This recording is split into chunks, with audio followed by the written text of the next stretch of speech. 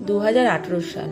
আসামের তিনসুকিয়া স্টেশনে 1 নম্বর প্ল্যাটফর্মে দাঁড়িয়ে থাকতেন রতন কর্মী। বয়স 62 বছর। সে ছিল স্টেশনের কুলি। সাথে থাকতেন তার পোষ্য একটা দেশি কুকুর, নাম কালু। রতন আর কালুর জুটি খুব বিখ্যাত ছিল। রতন মাল টানতেন, কালু পাশে পাশে হাঁটত।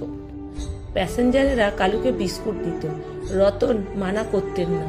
রোজকার রুটিন ছিল ভোর 4টায় অবোধ আসাম এক্সপ্রেস ঢুকত ও রতন আর কালু রোজ প্ল্যাটফর্ম 1 নম্বরে দাঁড়িয়ে থাকত। রতন বলতেন, চল কালু, ডিউটি। কালু লেজ নাড়তে নাড়তে চলত। 2018 সালে 17 জুলাই, সেদিন রাত থেকেই আসামে প্রচণ্ড বৃষ্টি হচ্ছে। অবোধ আসাম এক্সপ্রেস ঢুকলো ভোর 4:10। এক ভদ্রমহিলা নামলেন ট্রেন থেকে, হাতে একটা ব্যাগ, কোলে 2 বছরের বাচ্চা। হঠাৎ তিনি পা পিছলে পড়ে গেছেন। বাচ্চাটা ছিটকে পড়লো রেল লাইনের ওপরে। ট্রেন তখন ছাড়ছে, হুইসেল দিয়েছে। তখন রতন চিৎকার করে উঠল, কিন্তু তার আগেই কালু ঝাঁপ দিল।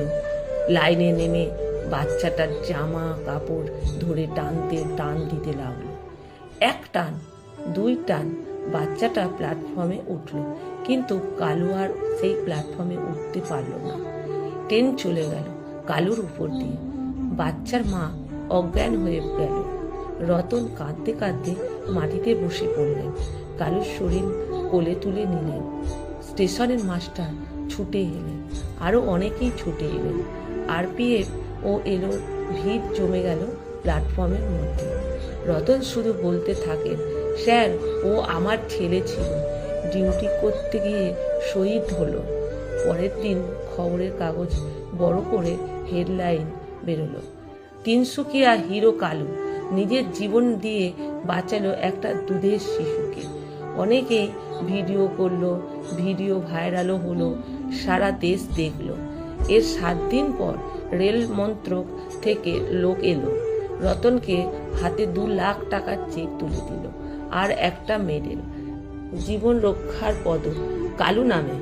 রতন টাকা নিলেন না, বললেন, স্যার, টাকা দিলে কালু কি আর ফিরবে? ওর বদলে একটা কাজ করে দিন, প্ল্যাটফর্ম নম্বর 1-এ একটা জলের ট্যাঙ্ক বসিয়ে দিন।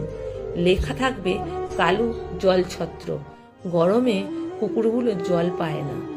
আমার কালুও পেত না। আজ তিনসুকিয়া স্টেশনের প্ল্যাটফর্ম নম্বর 1-এ গেলে দেখা যাবে একটা শ্বেতপাথরের ফলক। সেখানে একটা কুকুরের মূর্তি খোদাই করা আছে। নিচে লেখা আছে, কালু, কুলি নাম্বার 1-এর পার্টনার, 17/0/2018। পাশে একটা স্টিলের ট্যাঙ্ক, গায়ে লেখা, কালুর জলছত্র, বিনা পয়সায়, বিনা ভেদাভেদ বেদে রোজ 100 কুকুর জল খায় এখান থেকে।